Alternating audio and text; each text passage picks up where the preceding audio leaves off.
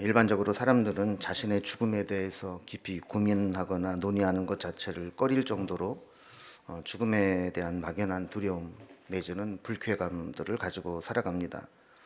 그래서 개똥밭에 굴러도 이승이 낫다라는 속담이 있죠. 아무리 천하고 고생스럽게 살아도 죽는 것보다는 사는 게 낫다라는 의미입니다.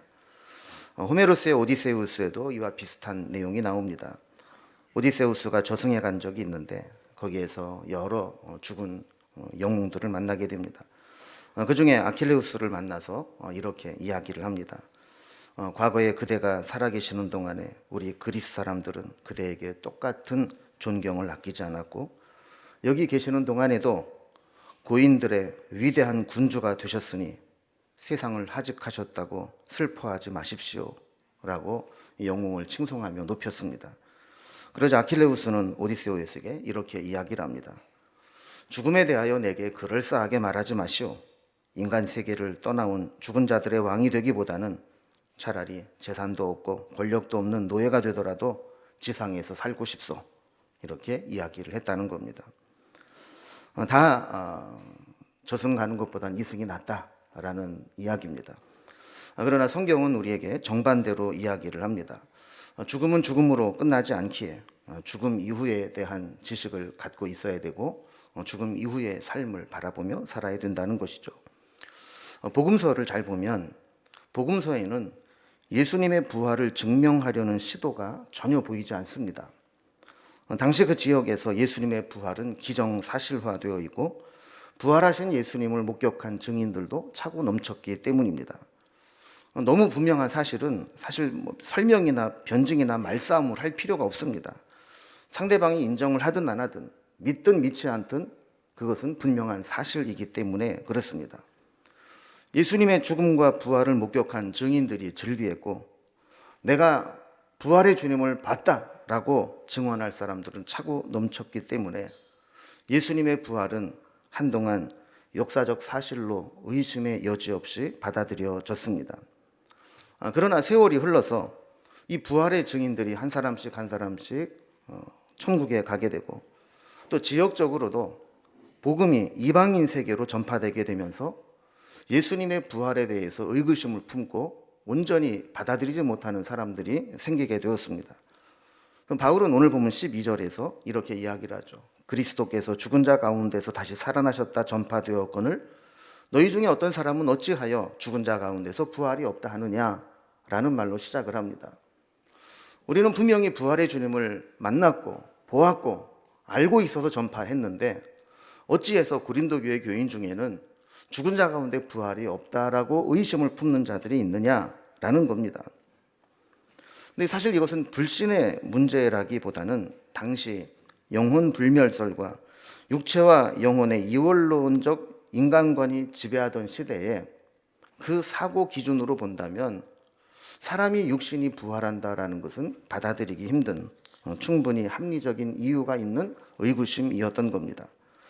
쉽게 설명을 드리면 이 영혼 불멸설이라고 하는 것은 우리 인간의 육체의 부활은 없고 영혼만이 영원히 존재한다라는 것이 영혼 불멸설입니다.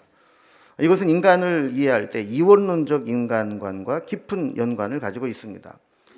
당시의 헬라 철학은 철저하게 이원론적 사고를 가지고 있었는데 이원론적 사고 체계로 본다면 죽음이라고 하는 것은 육체가 죽는 것이고 영혼은 영원히 존재한다는 겁니다. 죽음이 뭐냐? 죽음을 통해서 영혼은 육체라고 하는 감옥에서 해방되어서 불멸하는 영적인 존재가 되어서 영생을 누린다는 것이 죽음에 대한 이해였습니다. 이러한 사상적 배경에 익숙한 고린도 교인들은 우리의 부활에 대한 말씀을 들었을 때 당연히 이해하기 힘든 사상이었고 의구심을 품게 되었던 것입니다. 우리가 죽으면 장사를 지내게 되고 어떠한 형태로든지 우리의 몸은 썩고 부패하게 됩니다. 그런데 그 죽어 썩어가는 육신이 다시 살아난다고? 우리 영혼만이 아니라 육신도 함께 부활한다고? 이 이야기를 들었을 때 받아들이기 어려운 사람들이 있었던 것이죠. 그래서 고린도 교회에도 이 부활에 대한 말씀이 전파되었을 때 믿지 못하겠다라고 논쟁하는 사람들이 생기게 되었고, 결국 사도 바울에게 부활의 문제에 대해서 질문을 하게 된 겁니다. 자, 우리도 마찬가지입니다. 교회 안에 있는 사람들은 당연히 부활을 믿겠지 하는 생각을 가지고 있지만, 그럼 모든 사람들이 예수님의 부활과 내 몸의 부활을 믿느냐 했을 때 심각하게 고민하지 않고 신앙생활하는 사람들도 있을 수 있다는 것이죠. 예를 들어서 모태 신앙이라든지 신앙생활을 오래 하면서 자연스럽게 받아들인 사람들은 예수님의 부활과 함께 나도 부활한다, 육신이 부활해서 영생을 살아간다라는 것을 의심하지 않고 살아갑니다. 예수님의 부활의 첫 열매가 되셨다라고 하는 것은 믿음으로 예수님께 접붙임받은 사람들은 모두 부활의 열매가 된다는 것을 믿는 사람들이죠. 그러나 늦게 예수를 믿은 사람들, 세상적인 세계관이 이미 형성된 후에 예수님을 믿게 된 사람들은 부활에 대해서 전적으로 수용하는데 어려움이 있을 수 있습니다. 왜냐하면 지금도 죽은 사람들이 살아난 일들이 막 생겨나고, 장례식장에서 장례 치르고 있는데 벌떡벌떡 막 일어나고 이런 일들이 있다면, 그래 부활하는 거야, 사람 다시 살아날 수 있어 생각을 하지만, 현재 우리의 현실에서는 그런 일은 일어나고 있지 않기 때문에 그렇습니다. 그래서 많은 사람들이 예수님의 부활까지는 내가 믿겠어, 근데 우리도 부활한다고, 우리 몸도 다시 썩지 않은 몸으로 살아난다고, 이렇게 자신의 부활에 대해서는 의구심을 갖는 사람이 있을 수 있다는 겁니다. 심지어는 부활이나 기적이나 신비나 이런 것들은 난 모르겠고, 성경이 가르치고 있는 고등윤리, 사랑과 나눔의 가르침, 이런 것들이 중요하지라고 생각하는 사람도 있다는 겁니다. 그러니까 기독교라고 하는 것을 어떤 정신적, 윤리적, 사상적 종교로 생각하는 사람들은 성경에 있는 좋은 말씀들은 내가 받아들이고, 우리가 이해하기 어려운 그런 기적, 부활, 신비 이런 것들은 제껴놓고 믿겠다, 이런 사람도 있을 수 있다는 거예요.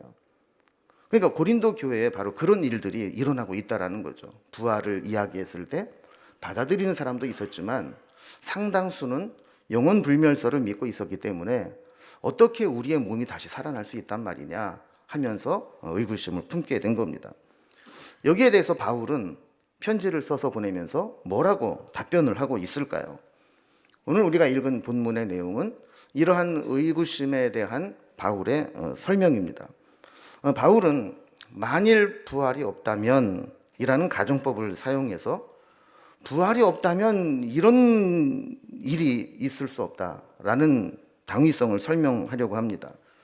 13절에 보면 만일 죽은 자의 부활이 없으면, 14절에도 그리스도께서 만일 다시 살아나지 못하셨으면, 15절 16절에도 만일 죽은 자가 다시 살아난 일이 없으면, 17절에도 그리스도께 다시 살아나신 일이 없으면, 19절에 만일 그리스도 안에서 우리가 바라는 것이 다만 이 세상의 삶뿐이면, 이렇게 매 절마다 부활이 없다면 이라는 말의 전제적 가정에 답변하는 식으로 부활의 당위성을 설명하고 있다는 겁니다.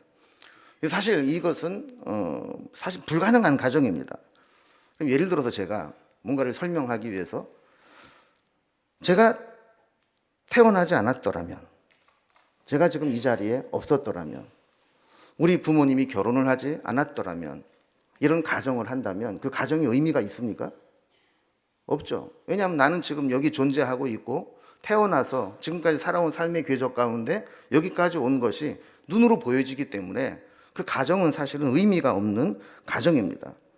그럼에도 불구하고 이런 비현실적이고 모순적인 가정법을 사용해서 바울은 부활의 의미를 설명하려고 하고 있는 겁니다. 그러니까 부활이 없다면, 부활을 부정한다라고 하는 것은 이러이러한 의미를 이야기하는 것인데, 그래도 부활이 없다고 할래? 지금 이런 이야기를 하는 겁니다. 자, 그러면 바울은 만일 부활이 없다면 이라는 불가능한 가정을 통해서 부활을 어떻게 설명하고 있는지 오늘 살펴보려고 합니다. 먼저 첫 번째로, 만일 부활이 없다면 하나님께서 그리스도도 부활시키지 않았을 것이다 라는 이야기를 합니다.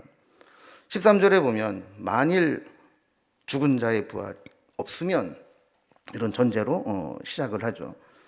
자, 만약에 하나님께서 우리를 온전한 상태로 육체의 부활과 함께 다시 살리시려고 하지 않았더라면 뭐하러 하나님의 아들을 육신의 몸을 입고 이 땅에 보내셔서 그 모진 고난을 당하고 십자가에 달려 죽게 하셨다가 살리셨겠느냐는 거예요. 그럼 우리도 그런 표현을 할 때가 있죠. 내가 이러이러하지 않을 바라면 미쳤다고 그랬겠어? 뭐 이런 말을 할 때가 있잖아요. 그죠? 내가 이거를 바라고 이거를 한 거지, 이런 일이 안 일어난다면 내가 뭐 미쳤다고 그 일을 해? 뭐 이런 표현을 하잖아요. 하나님께 그런 표현을 쓰는 건 좀 죄송스럽긴 하지만, 하나님도 만약에 우리를 다시 살리시려고 하지 않았더라면 왜 독생자 예수 그리스도를 이 땅에 보내서 그 육신의 고난을 당하고 십자가에서 죽게 하셨다가 굳이 살리셨겠느냐는 거예요. 예수님을 십자가에서 죽게 하시고 살리신 이유는 우리가 부활을 믿지 못하기 때문에 예수님처럼 너희도 부활할 것이다라는 사실을 알리기 위함이라는 겁니다. 만약에 예수님의 부활이 없다면 지금도 예수님의 무덤과 시신이 안치된 곳이 어딘가 있어야 합니다. 그래서 수많은 추종자들이 그 무덤을 찾아가 참배하고 주문해야 합니다. 만약에 그랬다면 예수님은 위대한 선지자나 위인이지 우리의 구세주는 아닙니다.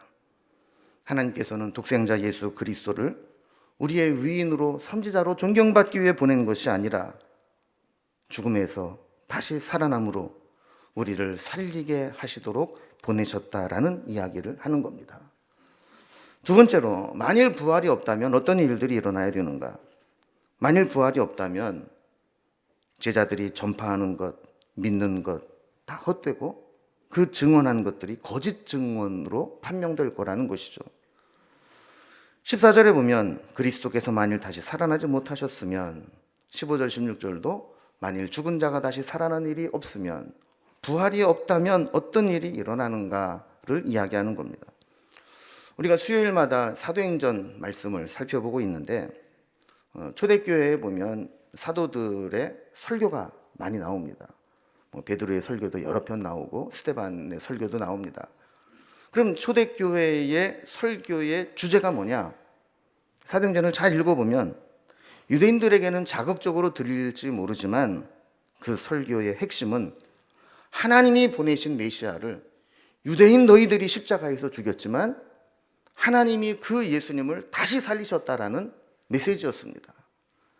그러니까 교회 공동체는 부활의 증인이었고 예수님의 부활을 믿고 고백하고 전하는 자들이 모인 곳이 교회였습니다. 교회는 예수님의 부활을 목격했고 확신했기 때문에 목숨까지 내놓고 주님의 부활을 증언했던 겁니다.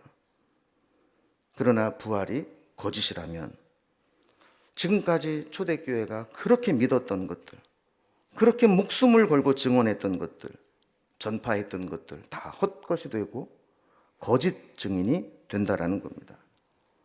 그러니까 자신의 신앙의 모든 것이 부정되고 자신의 모든 행위가 사기 행각이 되는 것이라는 거죠. 그러나 그들은 부활의 주님을 목격했기 때문에, 보았기 때문에 말할 수밖에 없고 전할 수밖에 없었던 것이다라고 이야기를 하는 겁니다. 그러니 어떻게 부활이 없다고 할 수 있겠느냐라는 것이죠. 세 번째로, 만약에 부활이 없다면 어떤 일이 있는가? 부활이 없다면 우리는 여전히 죄 가운데 있는 존재이고 믿음으로 죽은 자들도 망한 자들이라는 겁니다. 여기에 전제는 17절이죠. 그리스도께서 다시 살아나신 일이 없으면이라는 겁니다. 예수님께서 십자가에서 죽음으로 끝냈다면, 다시 부활하지 않았다면 하나님께서 원하시는 속죄는 완성되지 않았다라는 것입니다. 하나님께서는 예수님께 우리의 모든 죄를 담당하시고 고난당하신 후에 십자가에서 죽게 하셨습니다. 주님이 제물로 드린 속죄의 제물을 받으시고 우리 대신 죽으신 예수님을 다시 살리심으로 우리의 죄를 속죄하신 것을 완성하셨다라는 겁니다. 우리의 죄를 용서할 때 그냥 은혜롭게 덮고 넘어가, 이게 아니라는 거예요. 완벽한 죄의 대가를 예수님이 짊어지시고 다시 살아나심으로 그 속죄가 완성됨을 보여주셨다라는 거죠. 그래서 17절 18절 말씀 보면 그리스도께서 다시 살아나신 일이 없으면 너희의 믿음도 헛되고 너희가 여전히 죄 가운데 있을 것이요 또한 그리스도 안에서 잠자는 자도 망하였으리라. 이것이 예수님을 보내신 가장 중요한 이유인데, 부활이 없다면 이 속죄가 완성되지 않는데 그래도 부활이 없다고 할 거냐라는 이야기를 하는 겁니다. 마지막 네 번째로, 부활이 없다면 어떤 일이 일어나는가? 부활을 믿고 소망하며 살아가는 우리는 가장 불쌍한 자가 된 것이라는 겁니다. 19절 말씀 보면 전제를 다른 것과 살짝 다르게 하고 있습니다. 만일 그리스도 안에서 우리가 바라는 것이 다만 이 세상의 삶뿐이면 그랬습니다. 우리가 살아가는 세상이 이 세상이 전부다라고 하면 부활은 믿지 못하는 것이죠. 다음 생에는 없다고 믿는 것이죠. 부활을 믿지 않는 자는 이 세상이 삶의 전부라고 생각합니다. 그래서 믿음이 없는 사람들과 이야기를 하다 보면 그분들이 이런 얘기를 하는 것을 들을 때가 있습니다. 사람이 죽으면 그만이지, 죽고 난 다음에 뭐가 있어, 이렇게 믿고 살아가는 것이죠. 그러니 그런 사람들의 생각 속에는 개똥밭에 굴러도 이승이 낫다, 이런 생각을 하고 살아가게 되는 겁니다. 이런 사람들은 대부분 탕진적 쾌락주의에 빠지게 됩니다. 내가 가지고 있는 것 즐기고 누리고 행복하게 사는 게 인생이라 생각하고 마음껏 즐기고 살아가는 것이 행복이고 재미다라고 살아갑니다.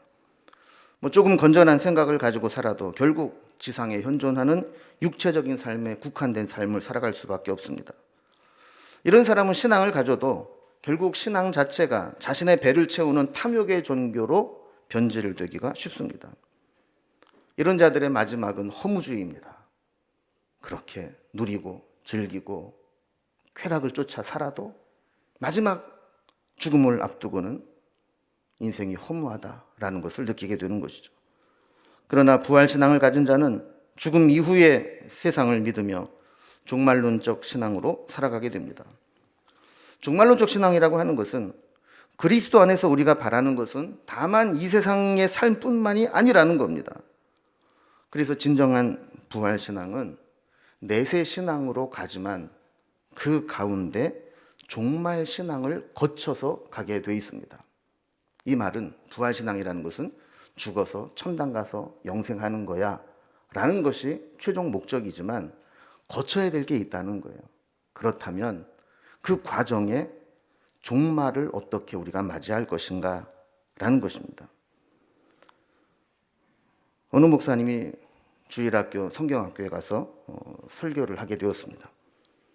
아이들에게 묻습니다. 여러분, 우리가 천국에 가려면 어떻게 해야 되죠? 목사님이 기대한 대답은 예수님 잘 믿어야 돼요 라는 대답이었어요. 그런데 어떤 아이가 용감하게 대답합니다. 천국은요, 죽어야 가요. 그럼 맞는 말입니까? 틀린 말입니까? 맞는 말이죠. 우리가 부활해서 영생을 얻으려면 죽음의 과정을 거쳐야 되고 주님 앞에서 다시 살아나는 과정을 거쳐야 합니다. 이게 종말 신앙입니다. 그럼 만약에 하나님께서 하나님의 형상대로 지으신 인간이 이렇게 잠시 이 세상을 살다가 소멸되는 존재라면 얼마나 허무하겠습니까? 유교에서 말하는 것처럼 죽고 나면 그 훈백이 구천을 떠돌다가 1년에 한 번씩 제사상 차려주면 그 제사밥 얻어먹고 그나마도 세월이 흘러서 차려주지 않으면 서서히 소멸되는 귀신의 존재라면 우리 인간이 얼마나 허무하겠습니까? 그런 하나님은 우리에게 분명히 말씀합니다. 우리 인간은 하나님의 형상대로 지음받았고 하나님의 자녀로 우리를 부르셨고 영원한 천국에서 부활 후에 하나님과 영생을 누리도록 만드신 존재라는 것입니다. 그래서 성도는 그 부활을 의미하고 종말을 바라보며 살아가게 됩니다. 성도는 시제를 거꾸로 올라가며 사는 존재입니다. 이 세상의 시제는 과거에서 현재로 흘러오고 현재에서 미래로 흘러간다라고 생각을 합니다. 그래서 현재는 과거의 결과물이고 미래는 현재가 만들어내는 결과물이다라고 생각을 하는 것이죠. 그러나 신앙은 시제를 거꾸로 올라갑니다. 현재의 은혜의 빛으로 과거를 해석합니다. 지금 은혜가 있기에 과거의 아픔과 상처와 실패와 고난도, 때로는 내 삶에 지워버리고 싶은 과거도 간증거리가 되고 자랑거리가 될 수 있는 것입니다. 어제까지 청년부 수련회를 했습니다. 수련회 금요일 밤에 우리 청년들에게 간증을 나눠준 이가 있습니다. 겉으로 보면 미즈실버 코리아 대상을 수상한 미모의 여인이고 남서울대학교 간호과 교수였지만 사실 그가 살아온 삶은 아픔이 많았습니다. 후두암과 유방암 2번이나 암이 발병해서 수술과 그 힘든 항암 치료를 받으며 살았습니다. 설상가상으로 암과 사투를 벌이고 있을 때 남편의 외도로 이혼을 요구받게 되었고 당시에 만 2살 된 아이를 맡아서 양육하며 지금까지 살아오고 있습니다. 막장 드라마에서나 볼 수 있는 일을 현실에서 겪게 된 겁니다. 작년에 CBS의 새롭게 하소서의 간증자로 나와서 간증하는 영상을 보았는데 그 살아온 이야기를 나누면서 MC들이 감정이입이 돼서 분노를 표출하고 그럴 정도로 그 아픔의 세월을 살아왔습니다. 그런데 이야기를 해보면 전혀 그런 아픔을 내색하지 않습니다. 너무나 밝고 담대하게 오히려 그 아픔을 자랑했습니다. 내 연약함을 드러내야 하나님이 높아지신다라는 겁니다. 그러면서 그 상황 속에서도 오히려 자신을 사랑의 빚진 자라고 고백했습니다. 어떻게 이런 고백이 가능할까요? 과거에서 흘러온 삶의 결과로 지금을 본다면 분노하고 저주하고 아파해야 당연합니다. 그러나 지금 나를 회복시키시고 나와 함께 하시는 은혜의 빛으로 과거를 해석하기 때문에 그 아픔과 상처조차도 하나님의 은혜의 결과라고 보게 되는 겁니다. 현재와 미래와의 관계도 마찬가지입니다. 종말론적 신앙은 현재를 살아가면서 미래를 열어가는 것이 아니라 우리는 이미 종말을 알고 있기에 부활 이후의 영원한 세계를 알고 있기에 마지막 순간을 바라보면서 현재를 살아가는 것입니다. 부활신앙은 이렇게 우리의 마지막을 이미 본 것처럼 알고 그 믿음으로 현재를 살아가는 것입니다. 우리가 아직 경험하지 못했지만 우리는 분명히 믿는 것이 있습니다. 우리는 죽음으로 끝나는 것이 아니고 우리의 몸은 썩어 없어지는 것으로 사라지는 것이 아닙니다. 역사적 종말에 우리는 주님 앞에 다시 서게 될 것이고 그때 주님은 우리를 썩지 아니할 몸으로 부활시켜서 영원한 삶을 누리게 하실 것입니다. 그렇기에 지금 현재를 살아가면서도 우리는 부활 이후를 소망하며 살아가게 되는 것입니다. 부활신앙을 가진 사람은 현재의 고난도 감사함으로 감당할 수 있습니다. 더군다나 지금 내가 당하고 있는 고난이 주님을 위한 것이라면 그 고난을 감사함으로 감당하게 됩니다. 지금 고린도전서를 쓰고 있는 바울과 사도들이 그러한 삶을 살고 있다고 고백하는 것입니다. 우리가 주님을 위해 고생하고 손해보고 때로 안 들어도 되는 말들을 들어야 하고 매사에 절제하며 살아야 되고 때로는 고난을 자초하고 순교의 길을 가게 될지라도 그것을 감당해낼 수 있는 것은 부활신앙을 가지고 있기 때문입니다. 이렇게 부활이 사실이 아니라고 부활을 부정하는 논리로 바라보면 모든 것이 허무하고 거짓되고 무의미합니다. 만일 부활이 없다면 이라는 가정은 가장 소름 끼치는 가정입니다. 그러나 부활을 사실로 받아들이고 부활 신앙으로 살아가게 된다면 우리의 모든 것을 긍정적으로 바꾸어 감사하는 마음으로 살아갈 수 있게 됩니다. 부활은 우리를 믿음으로 살아가게 하는 원동력입니다. 부활의 사실이 우리를 믿음으로 서게 합니다. 이제 바울은 이런 설명을 하면서 이 모든 가정을 뒤엎는 결론을 내립니다. 20절입니다.